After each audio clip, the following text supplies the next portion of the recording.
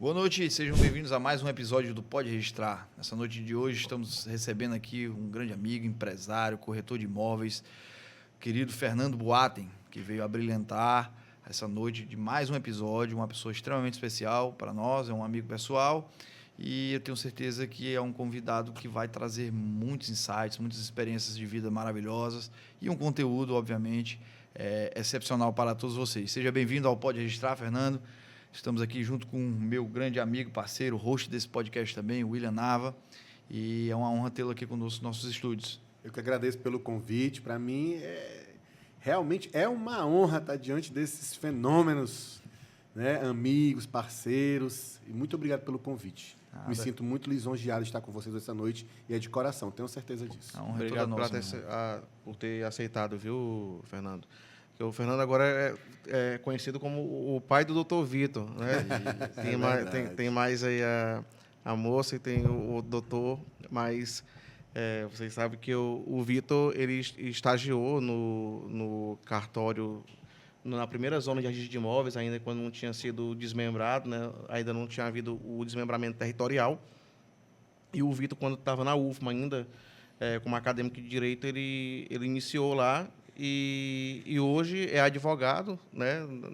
Advogado imobiliarista. E então, muito bom, por sinal. Exatamente. Advogado. Sempre foi muito admirado por nós, que éramos colegas dele lá no cartório, pela técnica dele, assim, de pegar as coisas sempre muito rápido.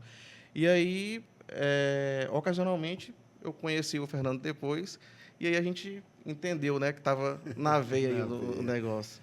Quero agradecer o carinho especial que você tem por ele, né, o cuidado que você teve com ele. Você também treinou ele muito bem lá no cartório, você foi chefe dele, né? Então a gente fica muito feliz e grato por isso. Muito obrigado. Top, meu irmão, é isso mesmo. E, de fato, a gente veio num elogio tecido pelo William, é algo muito gratificante, porque o William ele tem um senso muito crítico com relação a isso, né? Então, eu conheço o Vitor também. Ele conheceu o Vitor primeiro que eu, né? Sim. A gente conheceu o Vitor lá no condomínio. E pelo pouco contato que eu tenho com ele, eu vejo tanto que aquele rapaz tem um grande futuro e é um menino brilhante, né? Isso é o espelho da criação, né?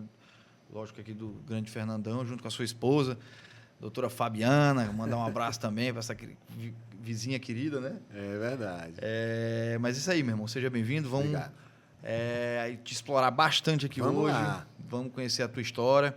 E eu acho que seria interessante até para os nossos espectadores aí, todos o nosso público, nossa audiência, conhecerem o Fernando, né? O Fernando, ele é corretor de imóveis, já tem muito tempo no mercado e também empresário da construção civil, né? Um grande construtor.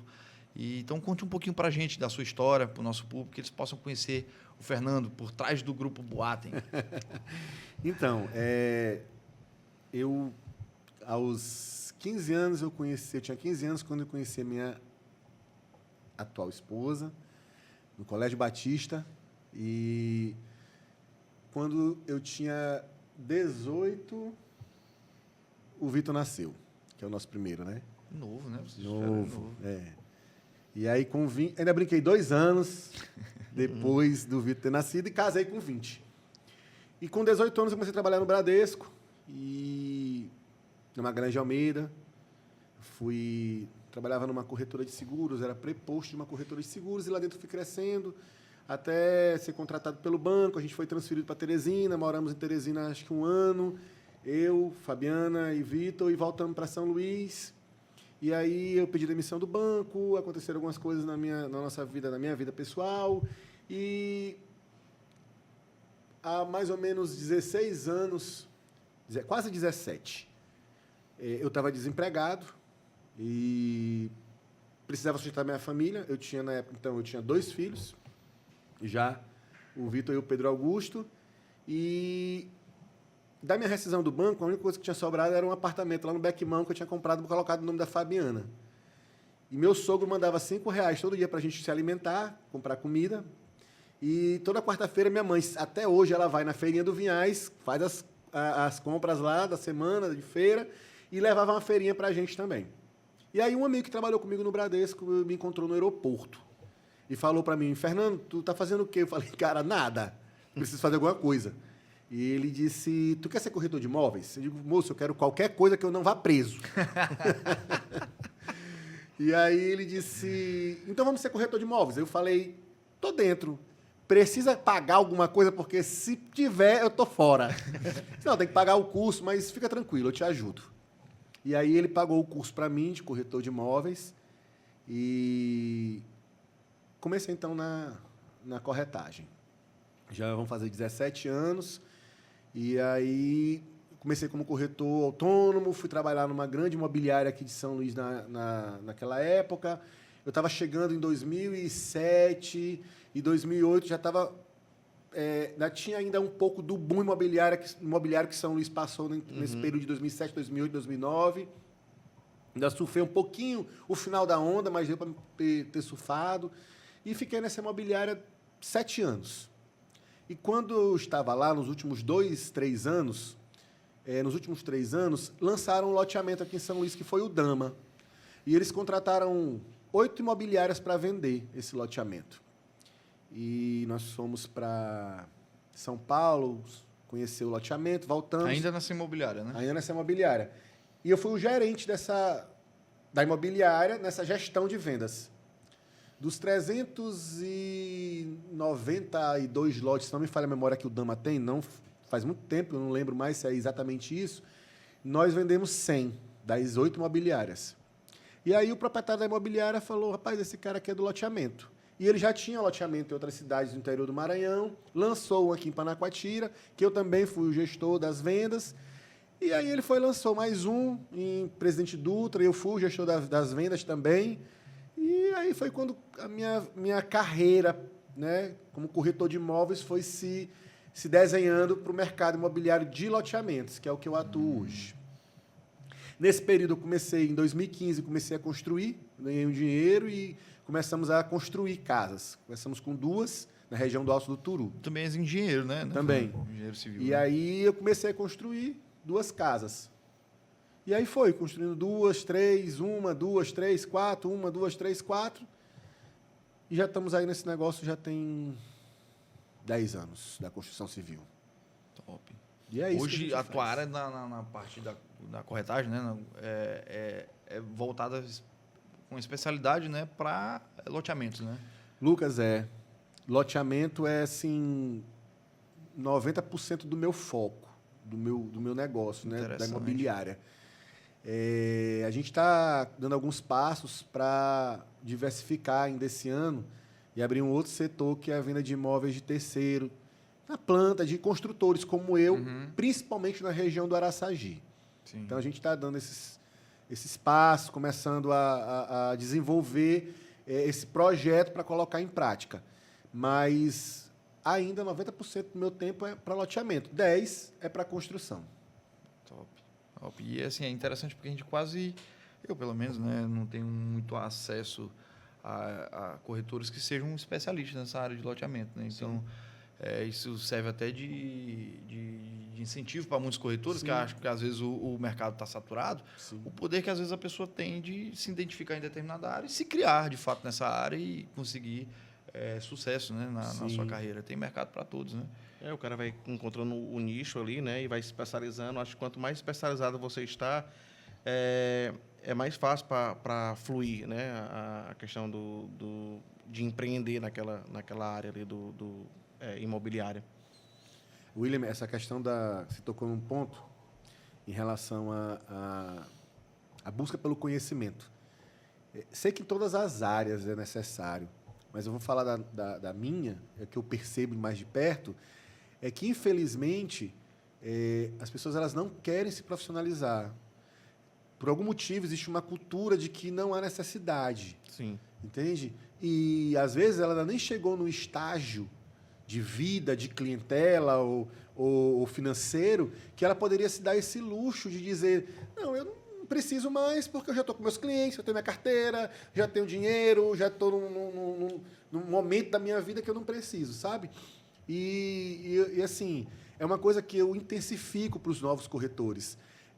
há uma necessidade de se especializar, conhecer, saber, entender um contrato, estudar um contrato. Antes de pegar um contrato de uma construtora, de levar para o cliente assinar, ler o contrato, entender o que está falando, né, o que está escrito, porque fatalmente o cliente vai questionar algumas cláusulas, sabe? Então, às vezes, o corretor ele começa a gaguejar na frente do cliente e o cliente percebe que a gente não tem a informação, que a gente não sabe. Você fala sem propriedade, assim. Perfeitamente, entende? Então, assim, eu acho que todas as áreas, como eu falei anteriormente, mas na área que eu atuo, há uma necessidade constante da especialização, de se estudar, de buscar pelo conhecimento, de entender como é que as coisas funcionam. E, às vezes, as pessoas têm preguiça disso e, por isso, elas vão ficando à margem da profissão. Por esse motivo, de não querer estudar, não quer se profissionalizar, não quer entender como é que as coisas funcionam. Preguiça. Como eu falei para vocês, em 2015 eu comecei a construir. E começou a dar problema nas minhas casas. Dava muito problema de infiltração, de pós-venda, né? No pós-obra, garantia. Caramba, era muita dor de cabeça. E eu sempre fui um cara que eu prezei em não ter problema. Uhum. Eu não faço nada, até hoje, eu não faço algo de forma deliberada, porque eu vou ter algum ganho, ainda que seja muito financeiro, em detrimento de eu ter a possibilidade de um problema futuro. A gente está passível disso acontecer. Mas, assim, o que eu quero dizer é que eu não faço... Isso aqui vai dar problema, mas eu vou fazer porque eu estou vendo dinheiro aqui. Não, eu não trabalho assim, porque o custo emocional, para mim, é muito caro. Né? Não vai compensar. Não vai compensar. E aí começou a dar muito problema. Moço, eu troquei muito telhado. Eu quebrei muita parede. Eu troquei muito piso. Eu gastei muito dinheiro. Algumas coisas eram necessárias eu fazer. Outras não era necessário eu fazer, eu não precisava fazer. Mas como eu não tinha um conhecimento e para evitar o problema, eu fazia tudo que me pediam para fazer. O que era minha obrigação e o que não era. Sim. Até que eu cansei. Aí eu tinha duas possibilidades. Ou eu ia buscar o conhecimento para entender por que meu processo construtivo estava me dando problema no pós-obra, ou eu largava de construir. Só que como eu estava gostando daquilo, eu comecei a pesquisar como é que eu poderia entender o que estava acontecendo. E aí eu entrei na internet e achei que tinha uma pós-graduação em patologia da construção. E eu disse, é isso, é o que eu preciso. Tu já tinha formação de engenheiro? Não, era corretor de imóveis. Minha forma técnico, né? Só que para fazer a pós-graduação, tem que ter um 3º grau, né? Sim. E na patologia da construção, ou engenheiro ou arquiteto. Falei, rapaz, agora bem aí... Apertou. Bagunçou meu negócio, porque eu não sou nenhum dos dois. E eu falei, mas eu vou fazer engenharia. Eu fiz engenharia, me formei em engenharia por causa dessa pós-graduação. Não foi pela engenharia. Pois é, eu queria saber como tu tinha como tu tinha chegado na parte da engenharia. Por causa da construção civil e por causa da pós-graduação em patologia. Foi isso que me levou para a engenharia. E aí já fiz a pós-graduação que levou ele para a graduação. Aí eu já fiz 2 pós nessa mesma matéria. Tem muitos profissionais habilitados nessa área assim, de patologia da construção, Fernando? Ou tu acha que ainda é uma área que não tem muito profissional qualificado? Aqui em São Luís, não. Não, né? Muito pouco. Mas é uma área realmente interessante, né? Eu confesso que eu nem sabia. Conta um pouquinho pra gente aí, Fernando, como é que funciona essa parte da patologia. É realmente identificar os problemas ou é mais para técnicas de evitar tê-lo, sei lá? Também. Na verdade, eu acho que se complementam, né? Complementam, na pós, a gente trabalha muito o conhecimento dos problemas e as soluções. Então, quando eles dão o problema e a solução, tu consegue evitar o problema com a solução que ele deu. Ou talvez produtos diferentes, em momentos da obra diferentes, mas que vai ter o resultado de não ter o problema futuro, entendeu? Mas é basicamente isso. Então, assim... Uma área legal. Um exemplo. Condomínios que são entregues aos moradores pela construtora. O ideal seria um engenheiro, um arquiteto, patologista, receber o condomínio. Porque ele tem a técnica, o olhar aguçado, tem um checklist do que ele vai ver de vícios aparentes para a gente receber o condomínio. Os projetos, a documentação. Então, é uma área de uma vertente da patologia, da construção. Outra, são os vícios ocultos. Tem o prazo de garantias, tem as manutenções que nós temos que dar, como o carro.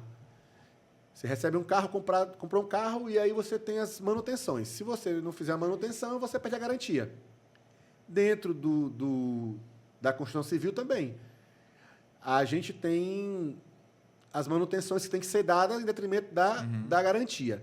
Só que a maioria das construtoras, não estou dizendo todas, mas a maioria, elas não dão manual de garantia. Quando elas não dão manual de garantia, é porque lá fala das manutenções preventivas e do prazo das garantias, o construtor, por não ter dado o manual, juridicamente, ele fica responsável pela garantia ad eterna. Né? Então, assim, infiltração, de onde está vindo a infiltração, o motivo daquela infiltração, se está tendo som cavo porque o piso está fofando, de quem é a responsabilidade. Então, assim, está tudo englobado aí dentro da patologia da construção. Reboco que está estourando, qual é o motivo que está estourando, quem foi o culpado. É bronca, senhor. Rapaz, e é um universo, né? E aí, então, às vezes, a pessoa que se aventura na construção civil, às vezes achando que...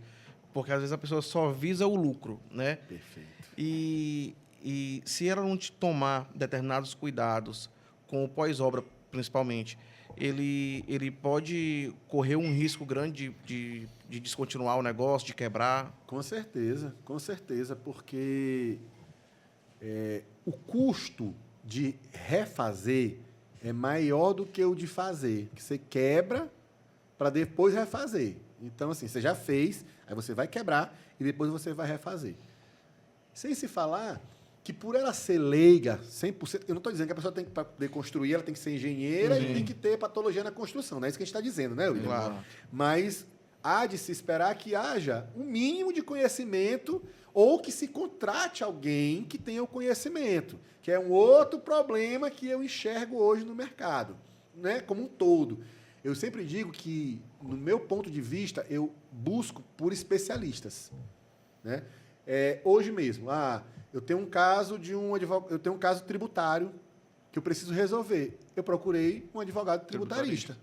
Exatamente. Eu não vou procurar um cara que é generalista, porque ele não vai resolver o meu problema. Ele vai querer pegar ação? Vai, mas ele vai resolver o meu problema? Ele não vai resolver o meu problema, entendeu? Então, assim, há que se procure os especialistas. Então, pelo menos, contratar um advogado para fazer um contrato de compra e venda dentro das leis, né, que foram estabelecidas em 2018 com a lei do distrato, onde lá elenca a lei, o que tem que ser, o que pode, o que não pode. Os caras não querem, eles querem pegar um contrato que eles pegam na internet e aí começam a jogar os contratos na mão dos clientes. Aí os clientes pegam um contrato, vão questionar, ele perdeu.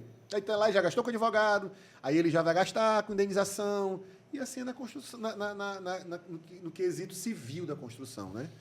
Aí, às vezes, ele é obrigado a fazer manutenção, dar garantia em coisas que ele não precisava mais. Por exemplo, o cara, quando ele perfura uma parede, ele quebra uma parede, ele perdeu a garantia naquela parede. Então, se houver infiltração naquela parede, ele perdeu a garantia. Mas ele é leigo, e a lei diz que ele não tem obrigação de saber disso. O que o construtor tinha que ter feito? Entregado o manual para ele. Entregou o manual, ele já não é mais leigo.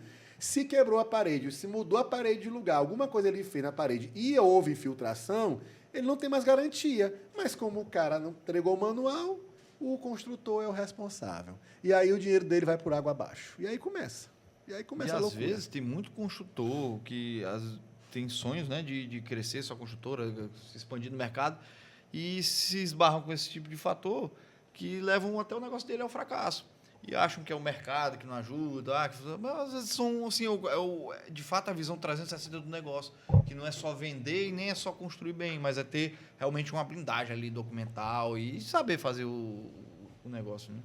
Isso é realmente ruim. Eu falo muito, Fernando, que, infelizmente, a nossa sociedade, ela nos leva, né? Obviamente, nós não, porque eu sou profissional da área do direito, tu tem essa formação na Constituição Civil, mas a sociedade, de forma macro, ela meio que é treinada para resolver as suas coisas às coxas. Se tu parar para observar, é muito difícil uma pessoa que é proprietária do imóvel e decide locar esse imóvel, buscar um advogado para fazer e formalizar o contrato de locação. Porque acha que um contrato de locação é modelo. Eu pego um modelo da internet, eu faço isso. E, às vezes, não se preocupa que, por hora, aquele honorário que ele fosse pagar para um profissional fazer, e eu concordo contigo na tua fala em buscar um profissional especializado, mas aquele honorário para ela, no futuro, vai ser de grande valia, porque vai evitar que ela tenha problemas. E eu sou, assim, nas outras entrevistas que todo mundo já percebeu, eu sou extremamente defensor da advocacia preventiva justamente por isso. É porque o papel do profissional do direito, é o papel do advogado, de fato, despertar, aguçar na sociedade o interesse em evitar ter problemas. A gente diminui a judicialização de tudo. E isso, assim, é um impacto positivo à sociedade gigantesco. É abrir a consciência, a caixinha de Pandora das pessoas, a começar a enxergar que cada profissional está ali, cada um do seu quadrado, e está ali exatamente, e tem um conhecimento que tu não tens, e tu tem que pagar por aquilo. Entendeu? E a gente começa a ter uma sociedade mais equilibrada. E não esse abarrotamento judiciário, um excesso de processos, entendeu? E é isso. Eu concordo perfeitamente. Como empresário, obviamente a gente busca minimizar custos e maximizar lucros. Sim. Por outro lado, existem, e eu sempre faço essa conta, o que é custo e o que é investimento. Às vezes não. Contratar um profissional capaz de evitar um problema para mim é um investimento. Não é um custo. O dinheiro vai sair da conta, mas na minha cabeça, na minha planilha, não pode estar como custo. Ele tem que estar com investimento, porque esse investimento, que hoje é X, vai me evitar uma dor de cabeça de quanto X lá na frente. Uhum. Entendeu? Um estresse. Só que o que eu percebo é que o empresário, médio, pequeno, ele é reativo. Ele não tem essa característica de buscar a prevenção. Principalmente se estiver dando certo o negócio dele. Então, ele vai para a reação. Eu vou fazendo aqui, na hora que der... Na hora que der problema, eu pago o fogo. Aí, não quebrou ainda. Exatamente, é o que acontece. Ele faz uma conta de 10. Se um der problema, esses 10 aqui pagou o prejuízo. Só que essa conta nem sempre é assim. Não. Porque que teve um problema, que deu problema para ele, por causa de um contrato mal feito, o lucro dessas 10 pode ter ido embora. Entende? E ele só vai perceber isso às duras penas de realmente ter um problema gigantesco. E às vezes ele não Que tem leva nem como... o negócio dele ao fracasso. Não tem nem como voltar atrás. Já era. Porque já está...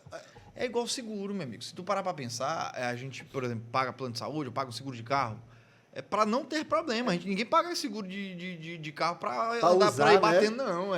Eu tenho seguro. Tanto é que é um seguro. à noite. Exato, é um seguro. Aí as pessoas têm essa percepção, por exemplo, o carro, porque é um patrimônio ali, tá vendo? Sim. Mas não enxerga que a empresa dele também é o patrimônio dele. Que se ele tiver essa visão de ter segurança no negócio, ele vai evitar problemas. Então, sobre essa tua fala, eu tenho um amigo que eu digo para ele que ele é tão muquirana, que ele, plano de saúde dele, ele diz assim, eu tenho que usar esse plano de saúde, eu estou pagando. Não é o caso, né, meu amigo? Você tem um plano de saúde para não usar, mas, se necessário for, Exatamente. Não é verdade? É isso. Como o seguro também, né? Perfeitamente. Rapaz, eu tenho uma experiência pessoal, de familiar. Eu acho que a gente contei dessa história do meu tio. Ele... Rapidinho, vou te contar, até porque que o protagonista do programa é você. Você que é a estrela do negócio, mas só para meio criar um link nessa tua fala. Eu vim aprender com vocês dois. Eu tenho um tio, Deus já o levou, era assim, uma pessoa fenomenal, um cara que faz muita falta. Ele era PhD em economia, foi secretário de Estado aqui no Maranhão. Assim, era um cara assim, de uma mente gigantesca, sabe? Muito capacitado, mas ele tinha essa mesma ideia. Eu acho que na cabeça dele, ele fez os cálculos lá, que não valia muito a pena ter plano de saúde. e fez reservas. Diferente de muito brasileiro que nem isso faz, né? Só acha que não vale a pena e não paga. Não procura nem fazer a reserva se Deus o livre tiver um problema. E ele, de fato, fez. E ele teve um problema de saúde muito sério já no final da vida dele. E teve que se hospitalizar. Não tinha plano de saúde. Levaram ele para o hospital, o Sírio-Libanês em São Paulo, tudo. Eu sei que nessa brincadeira assim de 30 dias, depois quando descobriu-se a doença, né, e começou-se a tratar, fez uma cirurgia e tudo, começou-se a tratar, gastaram assim, quase que 80% da reserva que ele tinha feito para a saúde. Não era a reserva financeira dele global, Sim. mas para a saúde, né? E acabou que ele faleceu posteriormente, depois dessa doença, né, que ele teve. Mas se você fosse colocar na ponta do lápis, eu não estou desafiando o conhecimento técnico dele, tio, me perdoe, não é isso.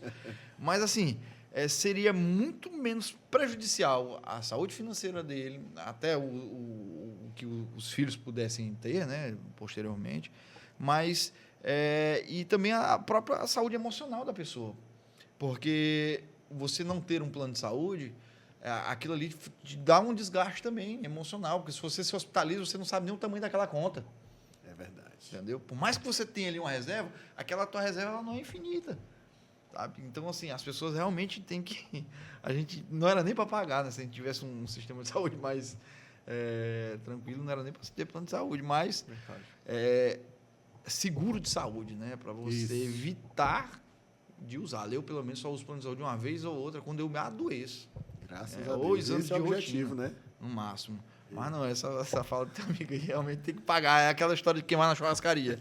Se eu tô pagando pelo rodízio, eu tenho que comer aqui para me acabar. Comer para morrer. Exato, rapaz. É isso. Fernando, eu estava pensando aqui também, porque tu és engenheiro civil e aí entrou na parte da corretagem, né, imobiliária. Sim. E aí também teve essa questão do loteamento. Sim. É preciso um conhecimento específico para ir nessa área do loteamento? Assim, quais são... E não só do loteamento, né? Mas a gente percebe que tem muitos corretores também e que muitas vezes acabam se desmotivando com a profissão, enquanto outros se dão bem. O que você atribui a isso? Por exemplo, assim como tem determinados cuidados que um construtor precisa ter, o corretor também precisa ter um olhar diferenciado? Pronto. Eu vou falar um pouco da minha experiência sobre isso que você comentou, que é uma coisa que eu também falo muito para os corretores que estão começando. Quando eu comecei, eu digo assim, que era um pouco mais difícil no sentido de captar clientes. Hoje a gente tem as redes sociais, que é uma panfletagem virtual. Uhum. Naquela época, a panfletagem, eu tinha 3 formas de captar cliente. Meu círculo de amizade era tudo liso igual a eu. Não dava certo. Eu comprava imóvel. Stand de vendas, onde os clientes naquela época ainda entravam nos stands de venda para comprar imóvel. Na planta, né? Uhum. Grand Park, Brisas, Dubai e tantos outros que foram lançados aí. Ou você pegava os panfletos e ia entregar. E, na época, quando eu comecei, estavam lançando, como eu falei para vocês, estava no final do boom do mercado imobiliário, mas a gente tinha 2 prédios comerciais sendo lançados, tipo Jardins, Pátio Jardins e Tech Office, concomitantemente. Uhum. Tinham 2 imóveis de mesmo padrão, Grand Park e Brisas. Aí tinha o Dubai, que concorria com outro empreendimento que eu não vou lembrar agora. Então, assim, você tinha imóveis comerciais e residenciais em faixas de padrão de imóvel diferenciado, mas você tinha de 2, 3 construtoras que estavam lançando junto. Uhum. Então, eu me especializava sempre em um imóvel, aquele que eu compraria. Eu compraria Grand Park em vez do Brisas. Então, eu vou pegar esse produto, eu vou aprender, eu vou botar ele na minha carteira. Então, eu vou oferecer para o cliente Grand Park. Comercial, eu vou oferecer para o cliente Tech Office, que era o que eu compraria para mim. Então, eu vou botar esse produto na minha carteira e eu vou oferecer para o meu cliente. Então, assim, eu entendo que, como eu falei para vocês no começo, a gente tem que se especializar. E eu me especializava naquele produto. Então, eu sempre oferecia aquele produto. E vendia com propriedade, E sabia vendia o que com estava produto, vendendo. Eu gostava do produto, eu compraria o produto. O outro eu não compraria. Entendi. Então, eu compraria aquele que eu venderia. Isso é um diferencial também. Acreditar naquilo que se vende. E isso é até um princípio de vendedor. O cara que é tem que vendedor, ser, ele tem que né? acreditar no produto dele. E aí, então eu me especializava naquele produto. Aí hoje eu vejo que a galera tira para todo lado. O cara vai para... Ele faz aluguel, aí no aluguel ele já não administra, no aluguel ele pega o primeiro, faz um contrato mais ou menos meia boca, com chat GPT, e dá para o cliente, lá eles assinam e deixam o bolo para trás. Aí daqui a pouco ele está vendendo Minha Casa Minha Vida. Aí daqui a pouco ele já está querendo vender um alto padrão. Aí, não é que não possa.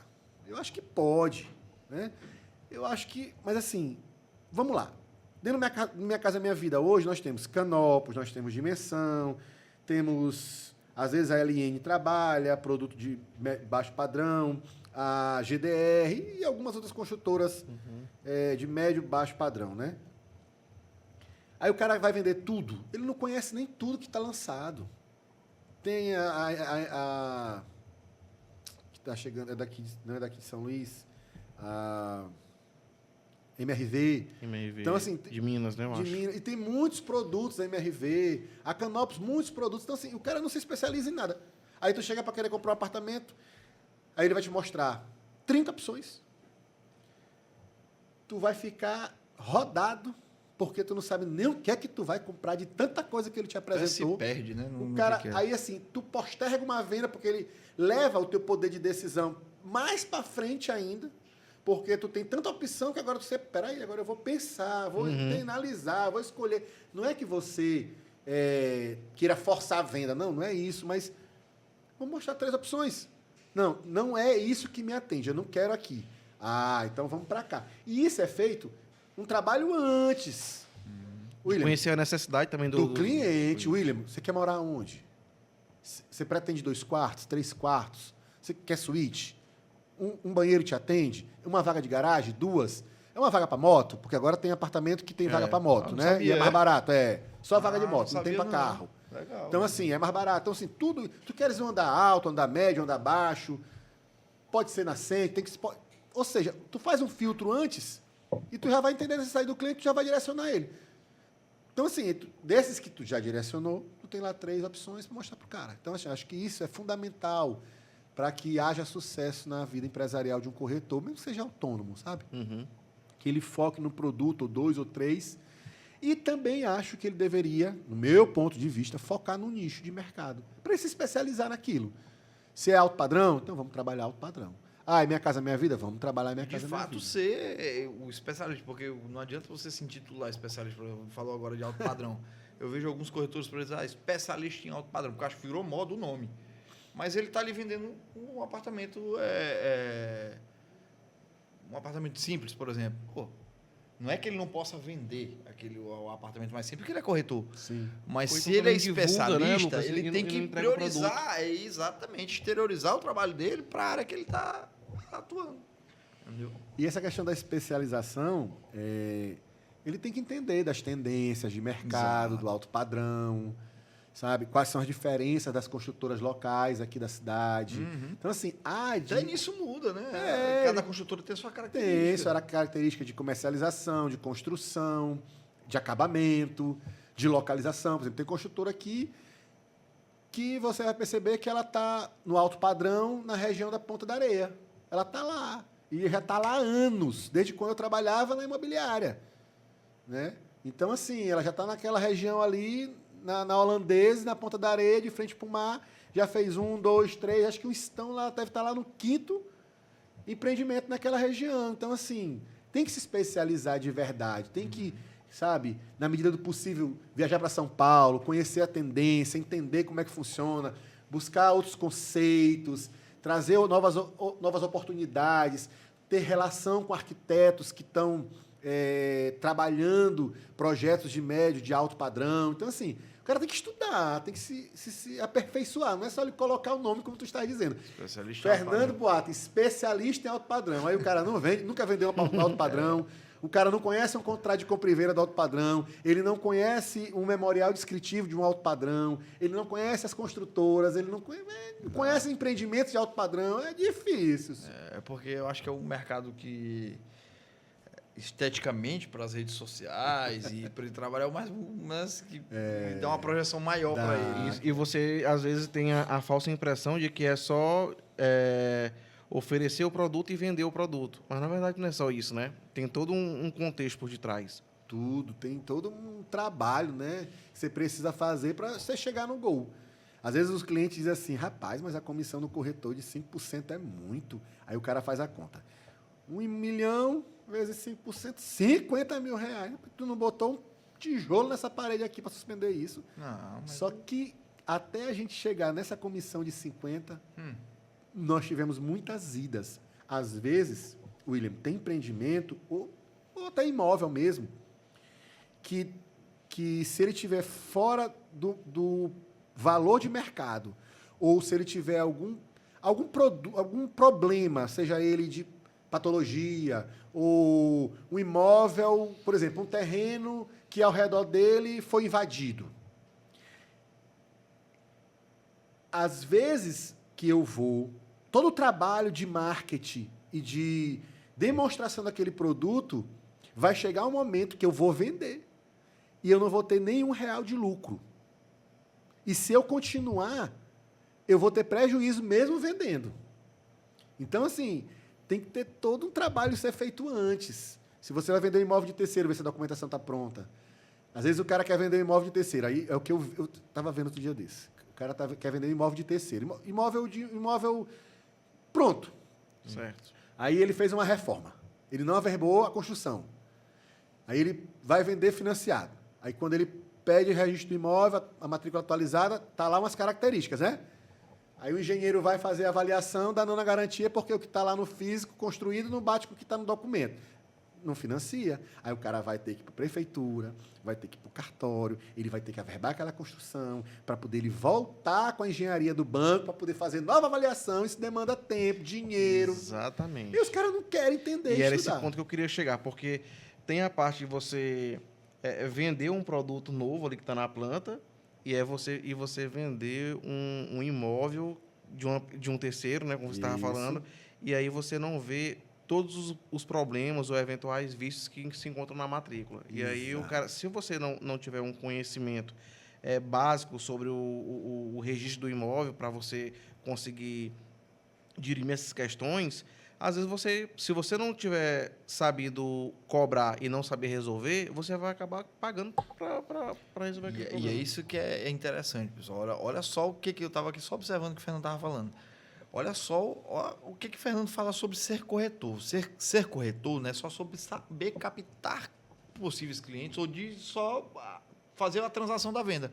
Achar um cliente, ele vai lá e compra. Mas não. Tem todo esse papel, né? De fazer um due diligence mesmo, de verificar as documentações, diligenciar junto aos órgãos competentes, né? Então, ser corretor e ser um corretor no futuro de grande expressividade, como o Fernando, né? Ter uma carreira sólida, exige também essa maturidade das suas funções, de fazer um trabalho de corretagem completo e não só arrumar, porque tem muita gente que acha que vai se tornar corretor, eu vou só vender esse imóvel ali para o Lúcio. Peguei esse apartamento aqui, eu vou vender, arrumei o comprador. Não é sobre arrumar comprador, né? É sobre realmente acompanhar a compra e a venda de um imóvel de forma plena. O cara tem que ter noção de engenharia. Aí que é a importância de estudar. Não é obrigado, como o Fernando disse. Você não precisa ter um curso superior de engenharia, você não precisa ter um curso superior de direito, mas ter o conhecimento técnico básico que vai te habilitar para fazer aquele carro. Né? E você precisa estar antenado, né? Tem que ter pelo menos noção dos serviços cartorários, noção de como você vai despachar as documentações perante o município, entender até da parte urbanística, né? Entender do mercado como um todo. E eu queria pegar esse gancho justamente para te perguntar qual é o maior benefício de quem trabalha como corretor e qual é o maior desafio, no seu ponto de vista? Benefício financeiro, que ele já soltou aí. A comissão é boa. Verdade. Não, né, assim, meu? tem duas vertentes. A primeira vertente é essa, o financeiro, né? Não vou ser hipócrita. Eu entrei nela para ganhar dinheiro. Eu ouvi no curso que era uma das poucas profissões que eu poderia anoitecer pobre e amanhecer rico. Não aconteceu isso comigo ainda, mas eu acho que ainda dá tempo ainda. Senhor, dá tempo ainda. Pedra na lua. Porque foram longos de 16 anos que a gente começou a botar o pescoço pro lado de fora, né? Mas o benefício financeiro, desde que você consiga trilhar um caminho para alcançar seus objetivos. Mas hoje, uma comissão que as construtoras pagam aí em torno de 4% para o corretor autônomo e para as imobiliárias, de um imóvel hoje de R$200 mil, nós estamos falando de R$8 mil. Se você pegar aí R$8 mil e dividir por 2, nós estamos falando de 4 meses de um salário de R$2 mil. É que, às vezes, nós que tratamos de... Às vezes, a gente não tem esse dinheiro no bolso, 1 milhão, 2, 3, 4, 5, 10. Às vezes, a gente não tem no bolso, mas a gente lida com isso, né? O tempo inteiro, 500 mil, 1 milhão. E, às vezes, o dinheiro, que é uma coisa que eu me trabalhei lá atrás, quando eu comecei, para que eu não me blindasse de atender o cliente. Por exemplo, eu era o gestor das vendas do Casa do Morro, da NBR, que eram apartamentos na época de R$3 milhões. Eu não tinha nem parente que tivesse esse dinheiro na conta. Mas se eu tivesse moldado pelo que eu tinha na minha conta, eu não vendia um apartamento daquele, né? Então, assim, o financeiro é que às vezes a gente perde assim, a noção do valor do dinheiro. Vocês estão entendendo o que eu estou falando, né? E às vezes a gente fala para o corretor, R$8 mil, 2 mil por mês, aí o corretor diz, mas é muito pouco. Mas 70% da população brasileira ganha um salário mínimo. Exato. 60%. Entendeu? Então é muito dinheiro. É que a gente perde a noção do valor da moeda, né? Mas o financeiro, e depois, atrelado ao financeiro, é legal você entregar um imóvel, você fazer parte de um sonho de uma família. Porque, recentemente, era uma briga que eu tinha com a minha esposa, porque o dinheiro que a gente tinha, era para construir. E eu fazia aquela conta. 1 milhão, constrói 4 casas. 4 casas, eu ganho 400 mil no ano. Se rodar um ano, beleza. Então, deu 400 mil de lucro. Eu moro no Renascença, num apartamento legal, eu gasto 40 mil de aluguel. Menos os 400, me sobra 360. Por que eu vou pegar 500 mil e comprar uma casa? E, em vez de ganhar 400, eu vou ganhar só 200. Aí para mim, essa conta não fechava. E aí ela começou a dizer, chegou a hora da nossa casa, até que a gente comprou a casa. E aí nos mudamos e tive a oportunidade e o privilégio de conhecer Lucas lá, que agora é meu síndico. E o William lá, que é amigo do Lucas. Então é né? o subsíndico, né? Subsíndico, dupla dinâmica. Dupla dinâmica. E aí, eu percebi que era um sonho de uma família. Porque quando eu entrei naquela casa, eu realizei um sonho. Né? Eu realizei um sonho da minha família.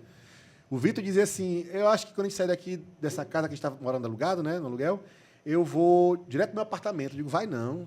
Nem que você vai passar um ano com a gente, mas você vai passar um ano morando naquilo que é nosso, porque é uma realização de sonho. É verdade. Né? Então, hoje, não sei se porque a gente já conseguiu algumas questões financeiras, a gente já conseguiu alguns resultados financeiros, talvez a gente já esteja virando a chave para a questão de ajudar as pessoas a realizar. Mas eu hoje tenho esse olhar, sabe? Esses dias, semana passada, eu fui entregar uma casa que a gente construiu, o cara comprou, eu fui entregar o imóvel para ele. E aí, tem até que, na verdade, foi meu engenheiro que foi entregar, mas o cliente estava conversando comigo aqui no telefone, e aí eu perguntei para ele no final do dia, foi tudo bem? Você ficou com alguma dúvida do manual e tal, dos documentos que a gente entrega numa caixinha, todo o manual, e a gente entrega a documentação do imóvel, tudo. E aí ele disse, não, cara, eu quero te agradecer, minha mulher realizou o sonho e tal. Então, assim, hoje, para a gente, também é muito bacana isso, sabe? De você ajudar a realização de pessoas como eu realizei o meu da minha família, de ter a nossa. A parte mais chata do negócio imobiliário é que, não sei se nas outras profissões, mas todo mundo quer ser um pouco de corretor. Todo mundo quer ser um pouco de advogado. Então, assim, eu não consigo ver ninguém querendo ser médico para abrir ninguém, né? E nem construtor para subir prédio. Mas de engenheiro e advogado, o povo quer ser um pouco. Principalmente talvez de corretor. Então, a gente ainda tem muito problema do cliente, a gente levar o cliente no imóvel, aí o cliente vai sozinho no vendedor, e aí eles tentam transacionar o negócio sem pagar a comissão imobiliária, e aí o construtor ou o dono do imóvel, ele dá como desconto, abate no valor do imóvel para o comprador a comissão imobiliária, sendo que aquela transação só está acontecendo porque um corretor conseguiu juntar as duas partes, ali, né? Então, esse acho que é a parte mais desleal do nosso negócio. O resto. Corretor que engana corretor, essa confusão aí faz parte do moído, mas eu acho que o vendedor e essa interrupção na condução do negócio, ela é ruim. Eu, como estou atuando nas duas partes, William, até te confesso que, às vezes, o corretor, infelizmente, como ele não consegue se profissionalizar, tudo recai sobre isso, às vezes, eu acho. Como ele não consegue se profissionalizar, ele não consegue entender uma cláusula de um contrato, ele começa a dar... Do momento que ele apresenta o imóvel para frente, quando há interesse do comprador, ele começa a atrapalhar o negócio. E, às vezes, é melhor deixar um pouco o corretor de stand-by, infelizmente, por culpa própria dele, de não querer se profissionalizar, e tratar comprador e vendedor. Já aconteceu isso comigo. Porém, a comissão do corretor ou da imobiliária foi mantida. Ele apresentou o imóvel, até certo ponto da tratativa, ele avançou. Dali para frente, houve uma ruptura na relação, mas, meu amigo, a comissãozinha dele foi sagrada. Caiu na conta conforme combinado no dia e na hora sagrada. Aí não tem dúvida sobre isso. Mas isso é que bem certinho tu pontuou, Fernando. Às vezes é por reflexo mesmo da pessoa não querer se especializar. É aquilo que a gente estava falando. Às vezes o cara pensa que é só arrumar um comprador. E não procura ajudar na própria relação do negócio ali. Não tem conhecimento, às vezes começa a atrapalhar. E a pessoa, por olhar aquele trabalho, sabe, eu vou pagar uma comissão de tantos por cento. Aí ele faz logo o cálculo. Que nem quem viaja para o exterior, tudo que vai comprar fica convertendo, né? Rapaz, mas 5% disso aqui dá tanto. Eu vou pagar esse valor todinho pro cara só porque ele me trouxe aqui na casa. Porque, de fato, tem corretores e corretores. Sim. Tem corretores que fazem isso. Tem outros corretores que não, que fazem a corretagem, tal como tu disse. Acompanham todo o processo de compra e venda, a parte documental, estão ali, de fato, ombreado com o cliente dele, né, para superar todos os desafios que tiver, esclarecer todas as dúvidas. E, às vezes, o que incomoda tanto o comprador como o vendedor, e principalmente o vendedor, que é ele que paga a comissão, é exatamente sobre isso. Às vezes o corretor não está nem aí, só leva lá e acha que por aí já começa a atrapalhar o negócio. Perfeitamente. Porque, assim, você paga uma comissão no intuito de você não ir fazer mais nada. Exato. A respeito dali para frente, no sentido de documentação, contrato, financiamento. Porque se você for se envolver com aquilo, na minha cabeça, eu como corretor, não é justo aquele comissionamento. É injusto, porque eu não fiz o meu trabalho 100%. Eu já passei por Entende? isso, assim, então, de vender imóvel. Tem que ir, Lucas, tem que ir no cartório, conhecer firma e tal. Quem tem que ir? Eu? Não, meu amigo, você está recebendo sua comissão, você vai no cartório. Entendeu? E é o justo, sim. é o certo. Tu tá pagando. Exato. Tu tá buscando um serviço. Esse serviço tem que ter início, meio e fim. Tem que atualizar a certidão lá no cartório. Você vai lá e solicita. Porque é o justo. Se for para te estar diligenciando... Não, aí não tem sentido. Aí não tem sentido tu pagar, né, para alguém fazer. Então, assim, é complicado. Essa é a minha visão, né? Não sei se está correto. A minha como construtor e como corretor também. Assim, é que às vezes, que eu também vejo um desafio para o corretor, é que ele é altamente imediatista e ele por algum motivo, quando eu falo, gente, corretor, eu não estou generalizando. Sim. Mas, como ele é imediatista e ele não consegue ter uma visão de futuro, que aquele cliente ele pode comprar outros imóveis, indicar, ele não consegue, ele acha que fidelizar aquele cliente é caro. Por quê? Porque aí no cartório 10 vezes, se for necessário, ele acha que é caro. Aí ele não vai, ele começa a dizer, não, Lucas, tu que tem que ir, não, Lucas, é tu, não, Lucas... Aí tu acha cara a comissão e tu nunca mais procura ele. Agora, se tu tivesse pago 50 mil de comissão para ele para vender teu apartamento, e tu tivesse se encontrado com ele só no dia de tu receber o dinheiro, quando tu fosse vender outro imóvel, tu ia procurar ele de novo. Mesma hora. Eu vou procurar Exatamente. aquele cara resolve tudo para mim. Facilitou a tua vida. Rapaz, aqui é uma aula mesmo. Outra dica, para vocês que estão acompanhando, outra dica, fidelizar o seu cliente. O pós-venda, e todo o processo de venda e o pós-venda, ele é o que vai te resultar muitos outros benefícios. É o que a gente fala muito ali no linguagem mais técnico de CAC, né? O custo de aquisição daquele cliente, ele se torna muito menor. Muito. Porque ele vai te indicar outros clientes. Barato, muito entendeu? mais barato. Então tu não... Cria recorrência. Exato. Seja indicação, ou seja o mesmo cliente. Isso é fundamental para o crescimento de qualquer negócio, tanto num negócio Sim. autônomo, de corretor, numa construtora, qualquer negócio, fidelizar o seu cliente. Exatamente. Ele pode não ser o teu cliente futuramente, dele mesmo comprar outro imóvel contigo, mas ele E quando o cara quiser... potencialmente indicar. Exatamente. Porque ele vivenciou uma experiência muito boa contigo.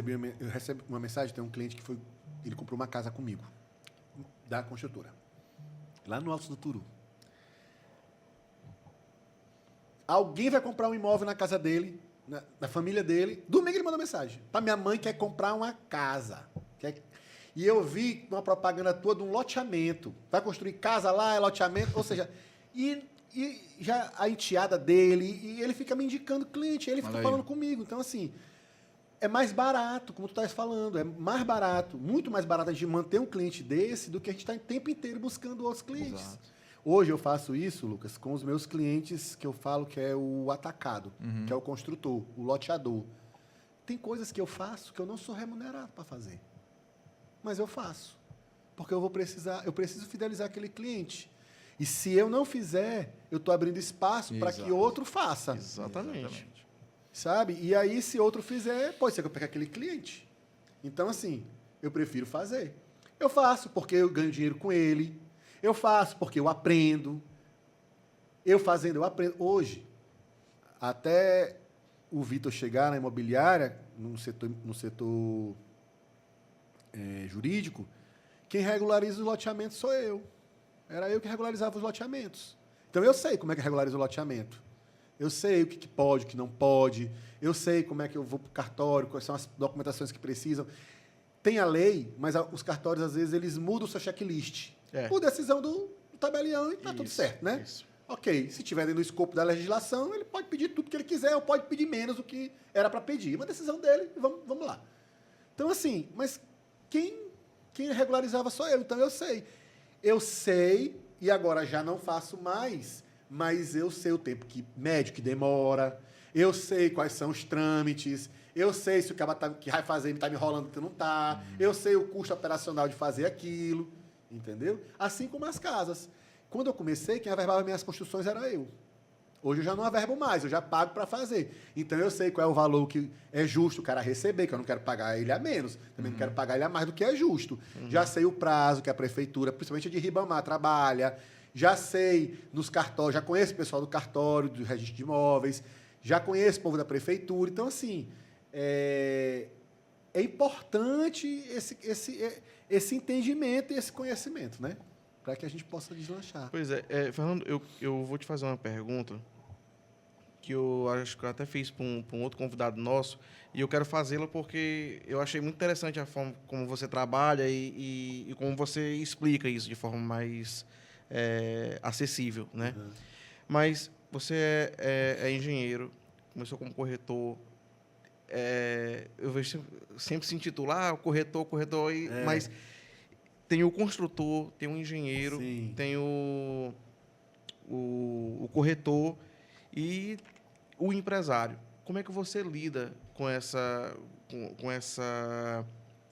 funções, né? Com essas atitudes multifacetadas? Em que local você se enxerga? Como é que você consegue fazer tudo isso, abranger tudo isso, sem perder o foco da empresa?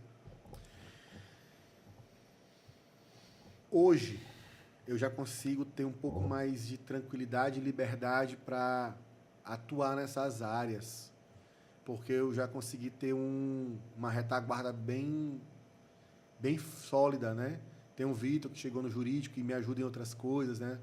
Tem a minha esposa, que é psicóloga, mas eu consegui trazer essa mulher para dentro da imobiliária, da Aproveita construtora. e manda um abraço para aí, para um abraço dona pra Fabiana. Gatona, Fabiana, minha amiga, minha parceira, minha sócia, mãe dos meus filhos. E aí eu consegui que ela viesse para dentro da empresa, né? E isso me dá uma retaguarda, porque hoje ela mexe com a documentação, com os papéis, ela mexe com o financeiro, e às vezes ela puxa minha orelha, às vezes ela me chama aqui, para vem aqui, vamos prestar atenção nisso aqui. Então, assim, hoje me dá um pouco mais de tranquilidade. Mas, de fato, William, existem... eu não tenho como dar conta e me dividir igualmente em tudo. Por exemplo, a construção civil. Nós estamos repensando na construção civil, porque, apesar da gente já ter uma estrutura, não estou falando estrutura física, eu estou falando de estrutura de conhecimento, de estrutura de equipe, mas há necessidade de que eu tivesse mais dentro dela. E hoje, como eu te falei, 90% do meu tempo está na imobiliária e 10% na construção. Então, assim, a gente está repensando na construtora esse ano de 2025. Se a gente vai continuar, de que forma nós vamos continuar. Porque é difícil você tocar tudo isso ao mesmo tempo e tudo dar certo, tudo sair perfeito. E lógico que eu não vou conseguir chegar na perfeição, mas se o dono não estiver dentro do negócio, na minha cabeça, ele vai ter prejuízo, ele vai ter dor de cabeça, ele vai ter problema que é desnecessário. Então, assim, hoje eu tenho um negócio que é a imobiliária, que é altamente rentável. E eu trabalho com serviços. Eu não trabalho com a construção, né? com a produção. Certo. Seria outra palavra, eu não sou... Na imobiliária, eu sou apenas prestador de serviço. Na construção, eu sou o fabricante. De executar a obra, você fala, não? Não. Na construção civil, no que diz Entrega um respeito às minhas produto construções, as minhas casas, eu construo. Então, eu fabrico. Certo. Então, as responsabilidades de um fabricante e de um prestador de serviço são diferentes. Entendeu? Então, não justifica eu ter um capital alto investido, onde eu sou fabricante e as minhas responsabilidades são maiores do que onde eu sou prestador de serviço, que o meu capital investido é bem menor, mas o meu resultado é bem maior porque eu estou dentro. Perfeitamente. Então, assim, a gente está repensando nesse negócio, né? Como é que nós vamos fazer para ajustar. Mas, de fato, esses negócios sempre foram... andaram assim. A imobiliária sempre tomou maior parte do meu tempo, a construtora sempre menor parte do meu tempo. Por esse motivo, a imobiliária dá mais retorno financeiro do que a construtora. A construtora tem um valor investido altíssimo em relação à imobiliária, né? Então, assim, mas eu consigo avançar porque eu tenho essa retaguarda, tenho uma equipe legal de construção que me ajuda, que já fazem muita coisa, que não me dão problema, mas o dono precisa estar dentro com mais eficácia, né? Está dentro do negócio. É diferente, né? O cuidado, o zelo. Com certeza. E aí a gente está até pensando em como é que nós vamos fazer isso em 2025, porque tocar as duas coisas é bem difícil. E é importante você estabelecer o foco central ali do negócio, né? Falando nisso, em negócio, o negócio imobiliário no Brasil sempre é uma polêmica, né, Lucas? Assim, as pessoas... Tem pessoas que focam para ter a casa própria, tem outras pessoas que investem mais em outras coisas, mas na moradia ele vive do aluguel, como você estava explicando, e também tem as pessoas que investem em imóvel. E eu queria saber, assim, pela sua experiência, vale a pena no Brasil investir em imóvel? No Brasil, os números dizem que os milionários investem em imóveis. E nos Estados Unidos não é diferente. Tem um cara aí, vou citar o nome, porque vocês já me disseram que aqui é tranquilo. Não, o Pablo Massal. Você é quem manda. Pode fazer o que quiser. O Pablo Massal, ele diz que é tudo tranquilo. 80%, 90% do patrimônio dele está investido em imóveis. Inclusive, eu acho que ele mexe com loteamento também. Muitos. Né? Ele disse que ele fez um para aprender com um parceiro, depois parou de fazer. Ele tem na última vez que eu ouvi, ele tinha uma carteira de recebível em loteamento de R$1 bilhão. Rapaz, olha. De VGV lançado, vendido, a receber em prazo. 180 meses, 40. Né? Meu irmão, esse 1 bi, se não tiver a correção, só a inflação, não tem como. Entendeu? E eles não vendem só com a inflação. Lá, aí fora eles vendem com correção monetária, juros de 5% ao ano, 6, 7, 8, mais a inflação. Quem compra imóvel na planta é uma oportunidade de compra. Por exemplo, pessoa que está querendo comprar para investir. É um bom investimento investir em imóvel na planta ou loteamento? William, assim... Quero investir em lote, comprar um lote. Excelente pergunta, porque hoje eu vivi isso. A MRV lançou um empreendimento hoje, ali na Maria Andreasa, de frente para o... São Martin. De frente para o McDonald's. Fez. E o McDonald's? No comecinho da Maria Andreasa. Na lateral do McDonald's. Naquele terreno que tem... eu acho que eu sei onde é. É Daniel de la Tucha, e você entra aqui para Maria Andreasa. Ela está bem na esquina ali. Pois é, mas era onde tinha um sítio antigamente? Do dono do cartório. Primeiro ele. Isso aí. Ali era lindo. Nonato. E aí, eu queria comprar um apartamento lá, para investir.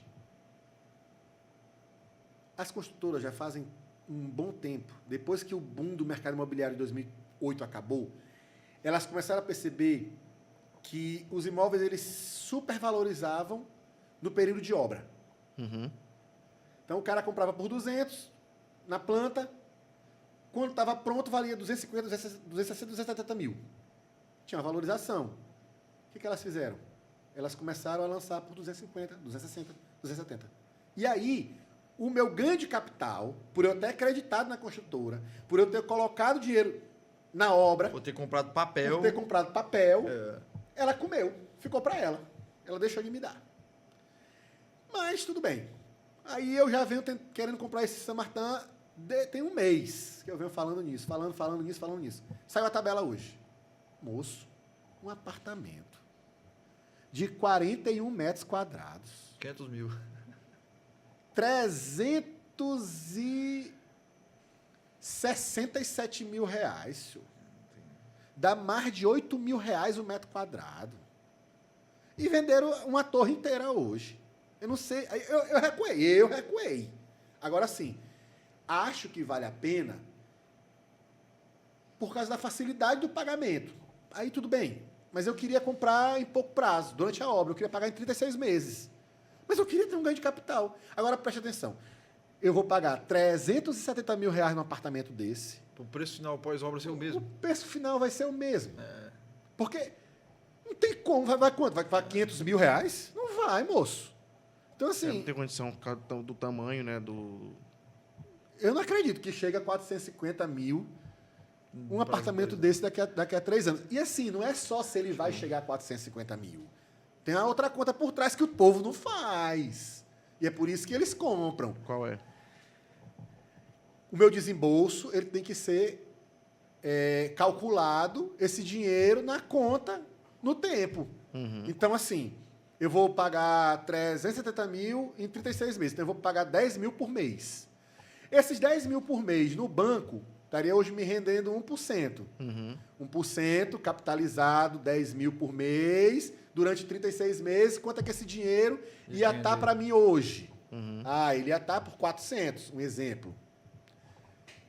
Ele só vai estar por 370, que é o dinheiro que vai valer o apartamento. Sim. Então, para mim, não valeu a pena ter comprado na planta. Fernando, tu está conjecturando que não vai aumentar. Não, eu até acredito que vai aumentar, porque tem que aumentar. Não tem como ficar do mesmo preço por causa da inflação. Uhum. Mas vai valer a pena eu me desembolsar esse capital para poder comprar na planta? Isso eu estou falando para quem vai investir. Agora, o cara que vai comprar para morar, que ele não tem como fazer essa conta, né? Eu acho que vale a pena pela facilidade. Tu sabe como é que tem hoje uma forma de... Tem muita gente ganhando dinheiro no imóvel na planta? É chave. Sim. O cara compra... Muitas das pessoas compram não por investimento, mas compram sonhando em morar. Às vezes se aperreiam, não consegue terminar de pagar ou alguma coisa e vender a chave. Aí o cara que compra a chave, ele não perdeu esse desembolso, porque ele compra num valor consideravelmente menor, né? E o tempo da entrega, às vezes, é muito mais exíguo do que quem comprou lá no lançamento. É mais rápido, né? Ou até mesmo o cara que veio pagando todos os encargos de obra, pagou todo o imóvel, entregou, morou só no máximo um ano, decidiu sair. Ele não calcula na hora de vender a chave ali, às vezes, esses encargos de obra que ele passou. Às vezes ele só vai calcular a entrada que ele deu no financiamento do imóvel com chave, entendeu? Então tem muita gente que ganha dinheiro com isso também. E aí tem a questão que eles já financiou no nome dele. Exato. Muitos vendem o financiamento no nome. Exato. Ixi, é o que mais tem. E aí facilita, né? Só que tem que ter muito cuidado também com a questão do contrato de gaveta, né? Porque o contrato de gaveta ele tem uma insegurança jurídica e você pode aí ter outros prejuízos. Mas isso é uma outra história. E outra, se encerrasse com isso aí, muita gente tava para fora de casa hoje em dia. Porque o que mais tem aí é gente com contrato de gaveta, principalmente quando teve a explosão dos apartamentos com programas federais, Minha Casa Minha Vida, todos esses que não poderiam ser vendidos. Né? E então as pessoas tinham interesse em vender porque queriam sair e fazer a contrato de gaveta. Prestação de R$300, R$200, R$100. Tem muita gente, hoje em dia é Agtar, porque os do PAC já acabou, né? Hoje são outros programas, né? Que estão fazendo mais, eu digo, naquela época do lançamento do PAC. E lote, Fernando, é um bom investimento? Lote é bom. Tem a questão também que as construtoras de loteamento fizeram a mesma coisa que as construtoras de apartamento, de casa, elas já começaram a abrir mais o olho. Comeram o ganho de capital desse cliente, né? Mas é o que eu digo, assim, imóvel, por que eu gosto de vender imóvel? Porque eu já vendi algumas coisas que eu tinha que estar adulando a pessoa para comprar. Eu vendia um produto que era Herbalife. O negócio ruim de vender, senhor. Era caro, ruim de tomar, e eu ficava adulando o gordo o tempo inteiro para emagrecer. E os caras, às vezes, o cara não quer emagrecer, só ele quer ficar gordinho e tá tudo bem, né? Agora, imóvel, só não compra quem não quer. Quem não pode, aliás. É o sonho de todo mundo. E o cara tem ele quer comprar outro, ele quer comprar 10. É uma cultura nossa também, né? Uma cultura. E aí... Vender imóvel. Eu não tinha vendido Herbalife. Você já tem macacadas. Então, comprar imóvel, todo mundo quer ter o seu imóvel. Né? E assim, o loteamento, vender o lote, como ele é o primeiro nível, né? O primeiro núcleo da construção, que ali vai se desencadear, não digo só um lote pequeno, mas tudo é lote, né? Para construção. Aqui um dia foi um lote, enfim. Então, assim, aí você pode desenvolver teu próprio produto de construção, se é residencial, se é comercial, se botar uma oficina, se não vai. Então, assim, eu acho que isso é bacana. E o lote, ele te dá uma facilidade para que você, para quem quer comprar para investir, para morar, para construir sua casa ou seu negócio, que é assim, as construtoras, elas operam, as loteadoras, com um percentual médio de 20% de pagamento para te autorizar a construir. Então, algumas com 10%, mas o médio é 20%. Outras fazem algumas promoções no lançamento. Quem comprar no lançamento, paga a entrada, que geralmente é 5% do valor do lote, e já pode construir. E hoje nós estamos entrando no mercado de loteamento, que as construtoras elas estão lançando loteamento, se não pronto, mas próximo de ficar pronto. Toda a infraestrutura, água, energia, asfalto. Né? Então, assim, com poucos meses de comprado, se não logo na hora da compra, quando o loteamento está pronto, ele já pode começar a construir. Agora, imagina, o cara comprou um lote de 50 mil. Ele pagou 2.500 de entrada. Ele já pode encostar o material e começar a construir a casa dele. cobrir e passar para dentro. Ou o negócio dele. Estou com um cliente que me falaram, os corretores me falaram, tem um cliente aqui em São Luís que quer comprar 2 lotes para colocar um pré-moldado. Ele vai pegar 2 lotes, lá são 250 metros quadrados, vai pegar 500 metros quadrados. Ele vai fazer o muro para colocar o negócio dele, uma fábrica de pré-moldados. A entrada é R$4.000. Ele vai dar 8.000 de entrada. Vai ficar pagando parcela de R$700 nos 2. E já vai poder construir. E já vai poder passar o muro dele e botar o negócio dele lá dentro. Então, assim, se ele fosse comprar... Sai mais barato que ele pagar um aluguel para botar o negócio Ele desse. fala que ele paga o aluguel é 800. É mais barato do que o aluguel dele. Então, assim, é a facilidade. Agora, no que diz respeito à valorização, como eu te falei, as construtoras elas vão sempre em busca do ganho de capital que daria para o consumidor. Para o investidor. Para o investidor. Entendi. Pô, interessante, né? E, Fernando, eu estava vendo que, bem no início da nossa conversa, tu falou muito sobre alguns loteamentos no interior. E, de fato, quando a gente viaja aqui ao interior do estado, a gente vê que está tendo também vamos dizer assim, essa exploração, né, do mercado imobiliário de loteamentos também no interior. É rentável, porque a gente às vezes olha até interior pequeno, o loteamento é fora da cidade, tudo. E realmente vende, né, Fernando? Isso aí tá. Até no interior, a questão de loteamento tá virando um negócio bom, né? Um negócio. Como todo mercado, na minha cabeça, que vai passar por altos e baixos, o loteamento também não vai ser diferente. Vai chegar uma hora que vai dar uma saturada. Porque naquela cidade não vai comportar mais. Sim. Por exemplo, moço, Pedreiras tem loteamento, moço. Não é brincadeira, não. Lá tem loteamento. É, né? Tem loteamento, Lucas. Eu lancei um loteamento lá agora esse ano passado. Tem loteamento esperando, dá um tempo para poder lançar lá em Pedreiras. Oxe, tá na fila. Rapaz, aquele lançaram ali agora, né? Então não vamos concorrer, porque é ruim essa briga, né? Deixa lá, passar uns 6 meses eles vendendo os lotes dele, nós vamos lançar aqui. E tem mais de, sei lá, acho que uns 4.000 lotes lançados. E tem mais uns tantos. Então, assim, uma cidade dessa, Não vai ter daqui a pouco ela não consegue mais ser pujante para loteamento, porque vai ter muita oferta, entendeu? Mas tem cidades que ainda suportam, né? Agora, tem que ser analisado. Tem loteamento que tem infra, tem loteamento que tem documentação, e tem os famosos que a gente chama no mercado negro do loteamento, que são os caipirão. Caipirão é aquele que não tem nada. Só tem a rua cortada, laminada pela patrol. Aí não tem um papel... E tem as bandeirinhas coloridas. Pronto, esse aí.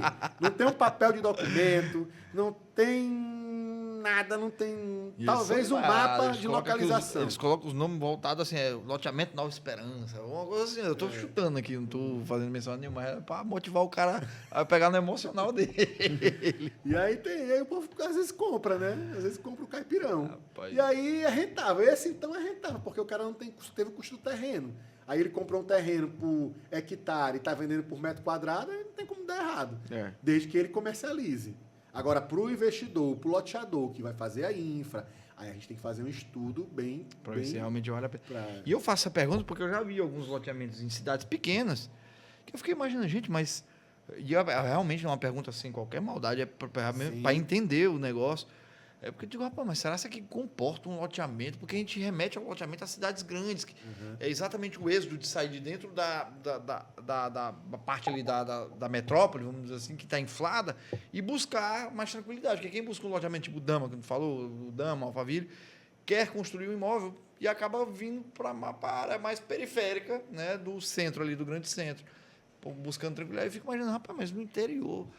uma cidade pequena, isso vai ter resultado. A gente vê que a cidade é muito pequena para comportar aquilo. Aí hoje eu acho massa que realmente vende, né?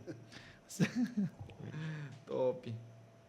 Fernandão, eu queria encerrar o nosso programa hoje, mas diante de tudo que nós conversamos aqui, para mim foi um programa incrível, que a gente pôde compartilhar a tua história aqui, tu pôde compartilhar conosco, que a gente aprender também muitas coisas. Eu saio daqui hoje muito feliz pelo dia de hoje, agradecendo a Deus também por nos dar essa oportunidade de poder aprender contigo e conhecer apesar de nós sermos vizinhos, né? E a vida é muito corrida, às vezes a gente não tem a oportunidade de bater um papo como a gente bateu aqui, ó, com mais de uma Verdade. hora. Nós estamos já com 1h20 de programa Esse. e passa assim voando. E te agradecer e querer aqui também deixar registrado uma mensagem que tu possa deixar para as pessoas que ainda sonham em iniciar essa carreira de corretor de imóveis ou até mesmo que já são e querem se especializar, ou o pequeno e médio empresário que quer investir na construção civil. É de fato deixar aqui uma mensagem registrada do Fernando Boatem, do Grupo Boatem, motivando essas pessoas que quem quer ter os seus sonhos, que busquem, né? E, obviamente, também que você possa deixar registrado aqui um abraço para toda a sua família, né? E saber que aqui foi uma honra muito grande tê-lo aqui conosco nessa noite de hoje. Eu gosto sempre de falar para os corretores que para mim, a corretagem é uma profissão, é a minha paixão, né? Eu sou engenheiro civil de formação, mas eu sou corretor de imóveis por paixão. Então, de uns tempos para cá, ser corretor de imóveis, ele ganhou notoriedade. Antigamente, a gente ouvia muito que corretor de imóveis era bandido, corretor de imóveis era isso, aquilo, mas isso tem mudado, graças a Deus. Então, que o corretor acredite na profissão, que ele ame a profissão, que ele busque conhecimento, que ele queira aprender, que ele faça, sabe, que ele vá com o cliente dele mais do que foi pedido, que ele desenvolva suas habilidades, que ele aprenda hoje sobre marketing digital. Não é se ele tem, assim, o que eu sempre digo, não é se ele não tiver no digital, não é se ele vai fracassar, é quando ele vai fracassar. Então, é uma profissão maravilhosa, eu sou apaixonado, é difícil, como tudo na vida, mas continua, não desanima, aprende, estuda, cola em pessoas que podem ajudar. Às vezes, eu acredito que é necessário, e eu não estou contratando corretor, não é isso, mas eu acredito que, às vezes, é necessário o corretor que está começando ir para debaixo do guarda-chuva de uma imobiliária, para lá ele aprender, para lá ele se capacitar, para lá ele conhecer pessoas. Às vezes, a gente faz aquela conta assim, por que eu vou ganhar 2 se eu poderia ganhar 4? Mas eu vou ganhar 2 aprendendo, eu vou ganhar 2%, eu vou dividir a comissão imobiliária, mas o custo é dela, mas eu tenho um suporte jurídico, eu tenho uma carteira de clientes, eu tenho ali eu vou aprender. É como se eu estivesse pagando para aprender. Então, assim, às vezes é necessário. Não tem problema nenhum. E aí, quando você estiver estruturado, que você aprendeu, diga, agora eu estou bem, agora eu quero ir. E aí chega a hora de ir. Eu sempre digo que eu sou dono de imobiliária, não é porque eu quis ser dono de imobiliária. É porque a vida me levou para isso. Mas eu poderia estar lá naquela imobiliária, lá atrás, onde eu comecei, não tem problema nenhum, né? Então, assim, estuda, não desanima, foca no teu trabalho, escolhe o produto que quer trabalhar, se é com aluguel, se é com imóvel na planta, se é com imóvel de terceiro. Se for com imóvel da planta, escolhe os imóveis. Se é com imóvel de terceiro, escolhe ali uma região. Não tem como você atender um cliente, você morando na Araçagi, ou tendo imobiliário na Araçagi, ou sendo autônomo na região da Araçagi, querer atender um cliente lá no São Cristóvão. É humanamente possível o tempo inteiro esse deslocamento, a cidade está crescendo. Foca no Araçagi, foca no Renascença. Eu posso vender para um cliente que quer comprar um imóvel? Pode, mas você foca. Então, eu acho que é isso, focar no produto, aprender, querer estudar, amar a profissão, atender bem o cliente, que dá certo, é sucesso. Eu quero agradecer vocês pela oportunidade,